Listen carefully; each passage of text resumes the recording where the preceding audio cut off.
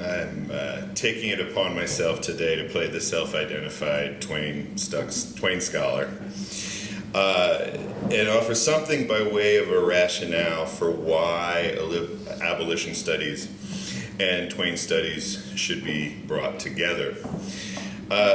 When Jess and I began talking about this several years ago, I was in the initial phase of trying to answer that question, and my remarks today are primarily from a long essay on the topic, which will be published next year.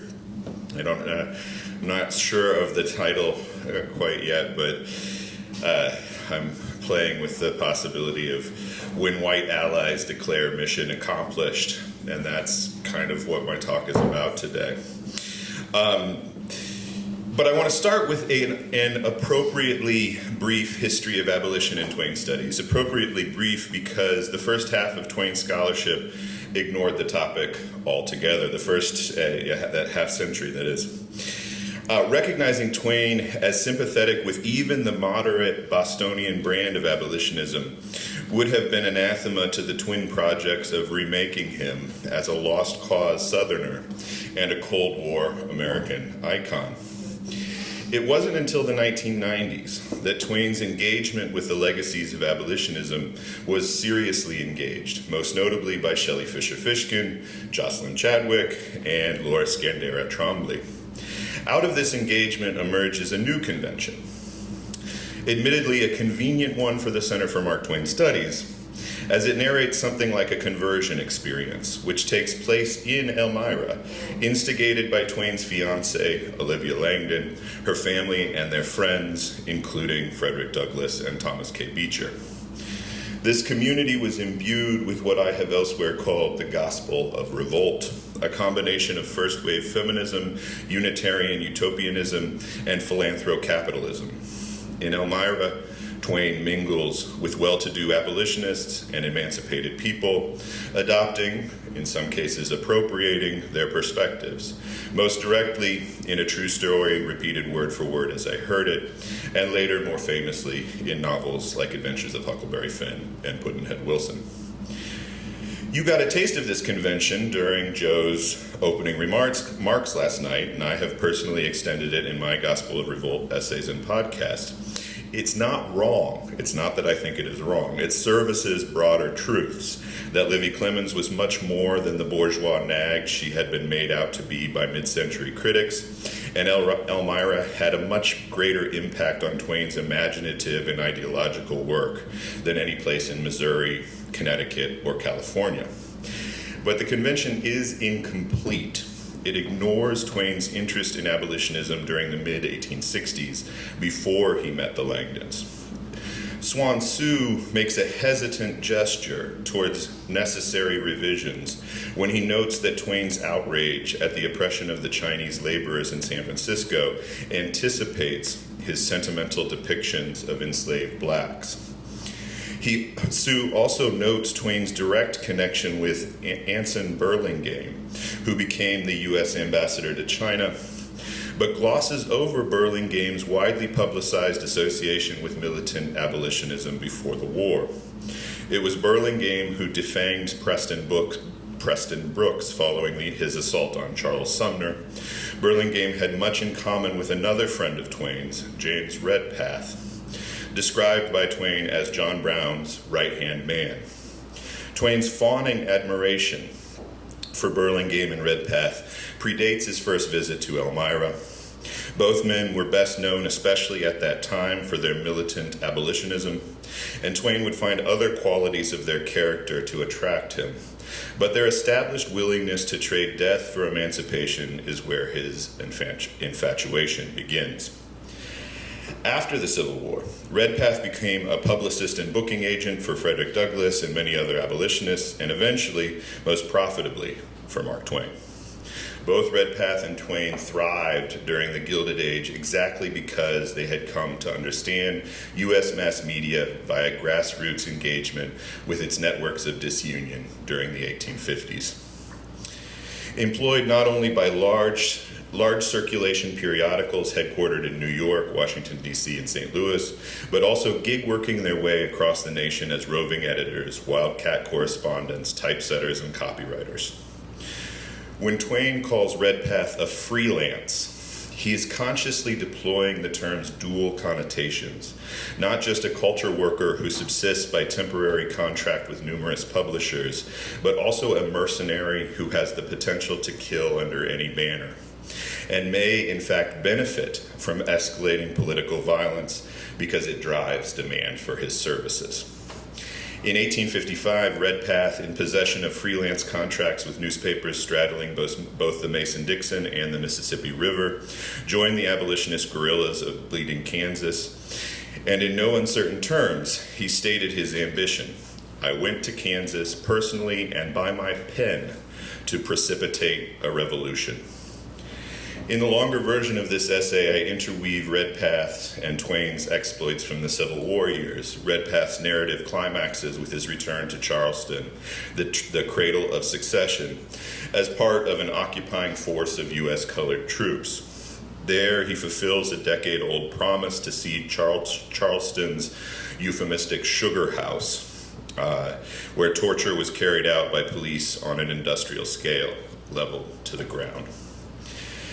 But today, I'm limiting myself to Twain's half of the narrative, contending that the reason he could empathize with Redpath, even though he had been a Confederate sympathizer during the time of Redpath's Bloody Kansas campaign, was that he had since become a freelance himself, with all that entails, crusading against the San Francisco police from 1864 to 1866. For reasons Saidiya Hartman articulates, studying the origins of police departments in the United States often depends disproportionately on the testimony of white media witnesses, like Mark Twain and James Redpath, who enjoy the privilege of published comment, even when they risk violent recrimination for those comments. The documentation of racialized police violence is the epitome of media witnessing, as it has been defined by Alyssa Richardson.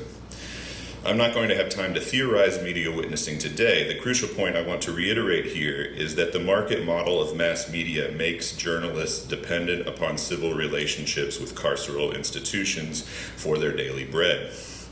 But that same model, paradoxically, incentivizes journalists to regard the relationship between mass media and the state monopoly on violence as intrinsically confrontational.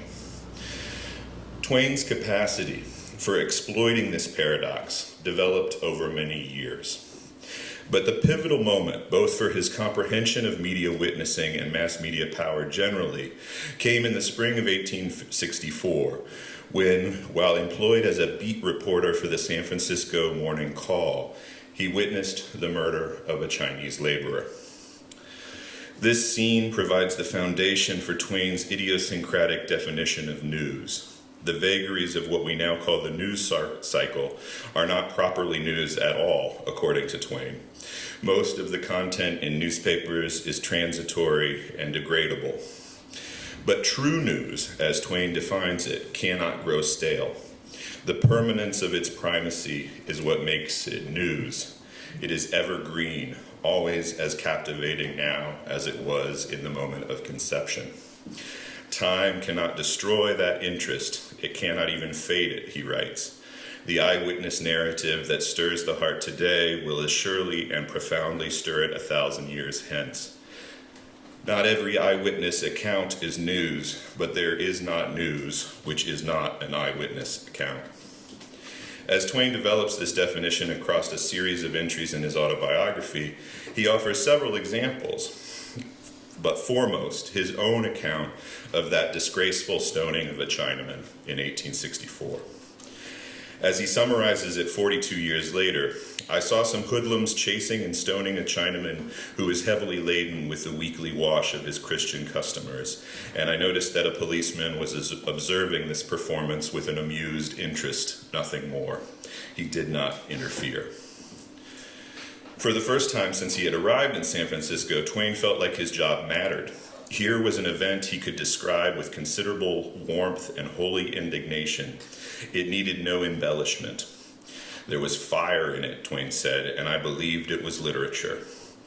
Most nights, by the time he had submitted his column summarizing routine visits to courts, jails, markets, and theaters, he was disgusted by them. But on this occasion, proud that the item had come from a live heart, he went looking for it in the morning call. He recounts, "It wasn't there the next morning, nor the next. I went up to the composing room and found it tucked away among the condemned matter on the standing galley." Twain confronted his boss, George Barnes, who explained that the call could not afford to publish articles criticizing hoodlums for stoning Chinamen. The hoodlums belonged to the white working classes, who were the stay and the support of the morning call. They hated Chinamen, Barnes said, and he must respect their prejudice or perish. The event haunted Twain. It ruined his relationship with Barnes. He started actively shirking his duties, collecting a paycheck for as long as he could, then resigning before he could be fired. For the remainder of his tenure in San Francisco, he would never again hold a salaried post. He would become a permanent freelance. Most accounts have regarded this decision as further evidence of his concurrent depression and alcoholism. To the contrary, I argue, Twain understood media markets better than Barnes did. Barnes's suppression of the stoning article wasn't just morally bankrupt, it was bad business. Twain knew that there was, in fact, an audience for eyewitness accounts of atrocity and injustice, a large audience. Liberated from any single publisher's scruples, he started taking big satiric swings at many targets, foremost the police. Fusing reporting with insult comedy, these articles turned him into a minor celebrity. Local, regional, and eventually national newspapers found themselves competing for his services. He no longer lived in fear of censorship.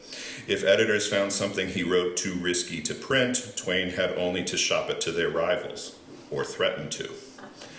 But this initial phase in Twain's celebrity was associated with houselessness, precarity, misanthropy, fear, and violence. His brief exile to Angel's Camp, where he drafted what would become his first viral story, Jim Smiley's Jumping Frog, was because it was too dangerous for him to remain in San Francisco. He was arrested on false pretenses and roughed up by the police at least once, and seems to have lived as a fugitive for months.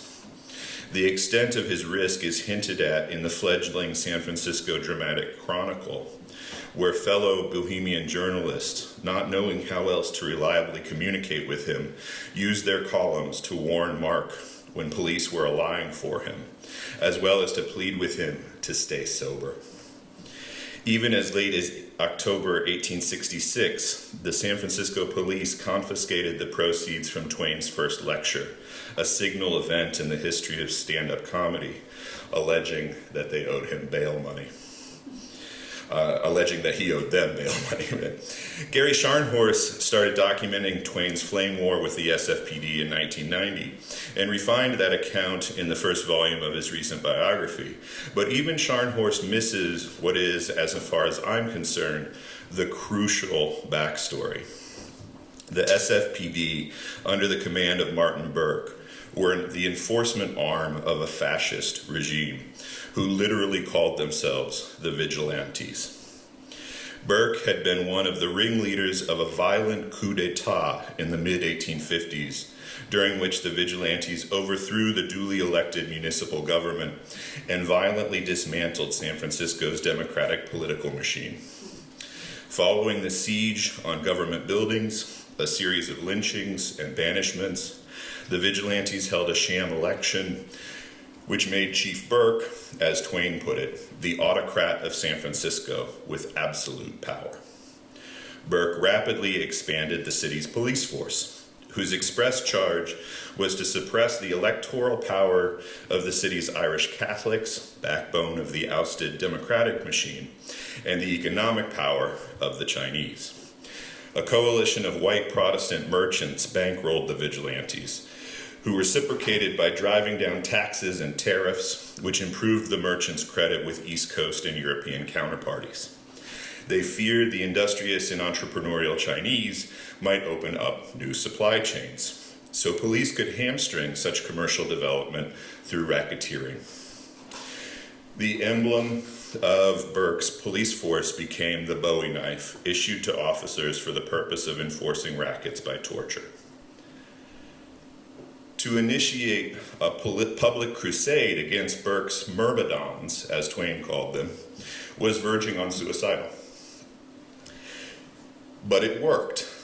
The widening arc of the publicity Twain generated eventually got the attention of the California governor. Burke was forced to submit to a state-run election, and he chose to resign instead. What followed was one of the first large-scale police reform projects in American history. It established the now familiar pattern, implementing standards of conduct that were neither adequate nor permanent. It's kind of shades of Bell Nader here, right? Exemplifying another resilient pattern of white media witnessing, Twain moved on in 1866, hardly considering whether the reforms he risked his life advocating for would actually work. In San Francisco, he learned deep and enduring distrust of police and the emergent American myth, which recast police, who actually originated from fascist militias and sadistic slave patrols, as personifications of justice and peace, protectors of public safety, reluctant executors of the state monopoly on violence, and reliable sources of testimony about what they observed in the course of their duties. Twain, to the contrary, recognized police as coercive agents of partisan agendas, entrenched economic power, and white supremacy. Arrested by the NYPD a few months after he left San Francisco, he wrote, "I am glad I got into the station house here, because it will teach me to never so far forget all moral principle as to compliment a police force again." It was a promise he kept.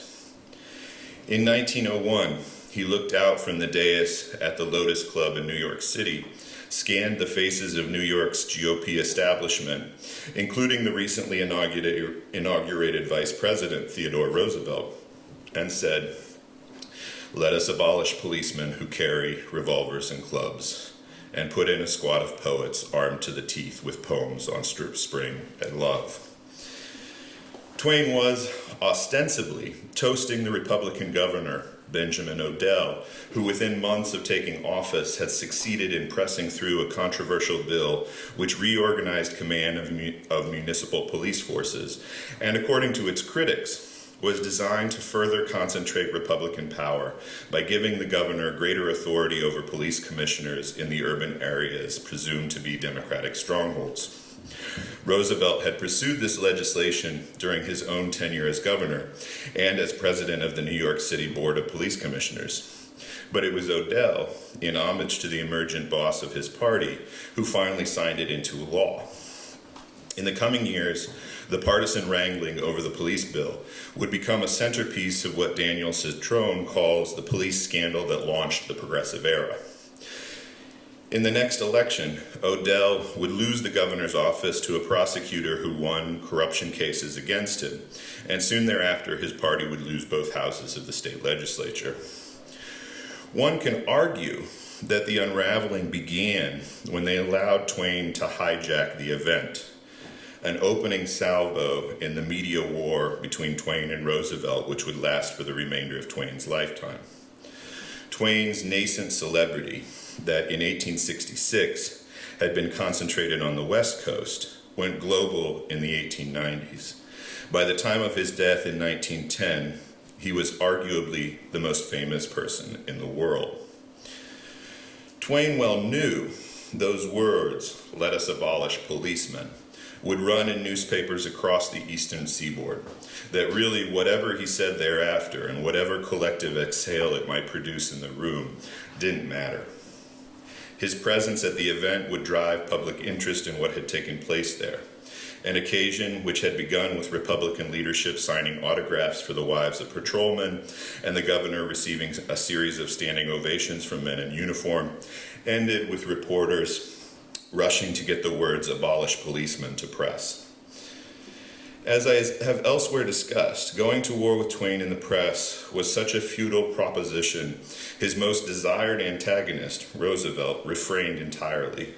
The man who invented the bully pulpit would rather let the police bill die, would rather lose control of Albany, would rather just about anything than engage Mark Twain in a troll fight. Part of what made Twain the most powerful pundit of the progressive era were the insights derived from his flame war with the San Francisco PD, one of which has to do with gig work. Recent scholarship by Heather Berg and Michelle Chihara has established that we are right to see gigification as potentially extractive and exploitative. But gig workers also frequently regarded as a source not only of freedom but power. And we should not presume them naive.